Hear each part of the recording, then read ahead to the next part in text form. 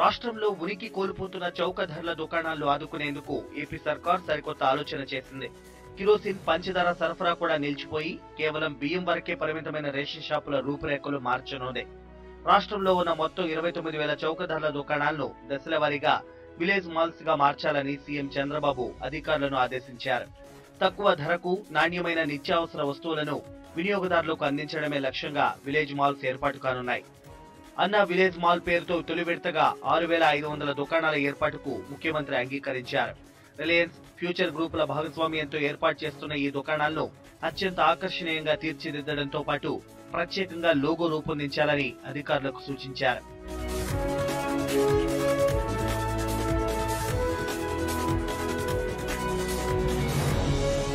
కనీసం 200 చదరపు అడుగుల విస్తీర్ణంలో ఏర్పాటు చేసే అన్నా విలేజ్ మాల్ కు మొత్తం వ్యయంలో 25% ప్రభుత్వం భరిస్తుంది. మరో 25% ముద్రా రుణాన్ని డీలర్ కు ఇప్పించనుంది. ఈ మాల్లో డ్వాక్రా, మెప్మా, జీసీసీ ఉత్పత్తులతో పాటు ప్రభుత్వ రైతుల నుంచి కొనుగోలు చేసే వివిధ వ్యవసాయ ఉత్పత్తులను అందుబాటులో ఉంచనుంది. బందర్ లడ్డు, కాకినాడ కాజా, తెలుగింటి పచ్చళ్లు వంటివి కూడా లభిస్తాయి.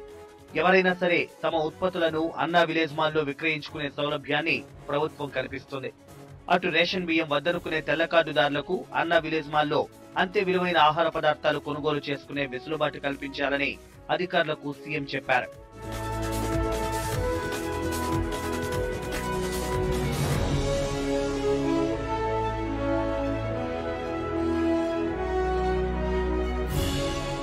అటు ఖాళీగా ఉన్న 4,599 చౌక ధరల దుకాణాలకు డీలర్లను వెంటనే నియమించాలని అధికారులకు ముఖ్యమంత్రి స్పష్టం చేశారు.